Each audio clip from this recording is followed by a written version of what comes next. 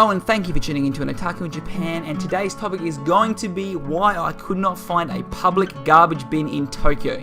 Now let me preface this by saying you are going to accumulate a lot of rubbish in your trip because there are no garbage bins, and you can find a vending machine nearly every 10 meters, and because the drinks are so cheap, you're going to walk past and you're going to maybe buy a bottle of water, bottle of Coke, one of those little sippy packs of vitamin C water, and you're just going to accumulate it because you cannot find a garbage bin. I was there for a week, did not see one single public garbage bin, and the story behind this was told to me by my curator and the tour guide of the Mount Fuji Hakone trip that I went on the 4th day, called Henry.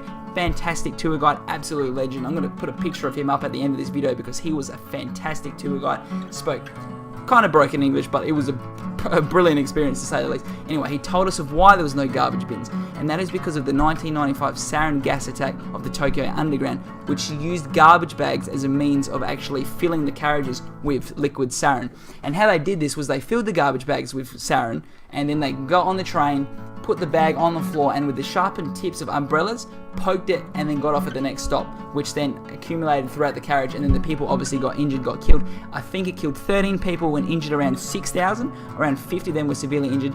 And the reason I know this is because when I got home, I was really interested in the story that he told us, so I actually bought this book by Haruki Murakami called Underground, and it's basically a collection of interviews with the victims, with the members of the cult, both previous and present. And basically, it was actually a really interesting read on the Japanese perspective and how Japanese people act. Because if you read this book, it even says it in the book, if this had occurred in America or in Australia or, you know, other places where where people aren't quite as polite and aren't as passive, it wouldn't have occurred like this, because the people would have rioted on the train, because these people knew that there was something wrong with these trains. They could feel it, they were getting sick, but they all just stayed on the train. In America, if this was happening to everyone on the train, they would have fucking rioted. They would have got off, they would have jumped, they would have probably started shooting guns, probably not that far, but they probably would have gone a little bit crazier than these people did. And obviously I can't say how it would have, ended in that sort of situation, but because they stayed on the train so long, a lot of people probably got more injured than they would have if they had got off.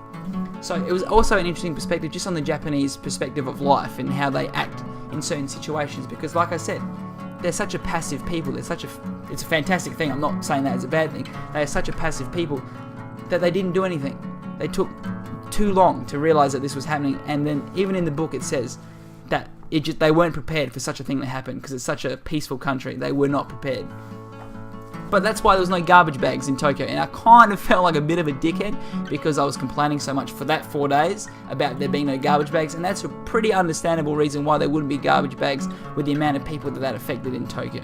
So that was just an interesting story. I did not know that about Japan before I got there, so you learn a lot of things while you're over there, and it was just, it was just a really interesting story and a fantastic read as well, so I definitely recommend that book if you haven't read it or if you were interested in Japanese history at all. So anyway, that is the end of today's story. I'm going to link to the book, I'm going to link to some of the stories about what happened, and also look forward to next week because I'm going to talk to you about my first night in Japan, which was my accidental stumbling upon Kabuchiko. If you don't know what Kabuchiko is, just Google it because you'll understand. It's not a scary place, it was more funny than anything. But for my first night in Japan, it was a little bit strange to say the least. Anyway, thank you for listening, guys, and until next time. As the summer I was taking steps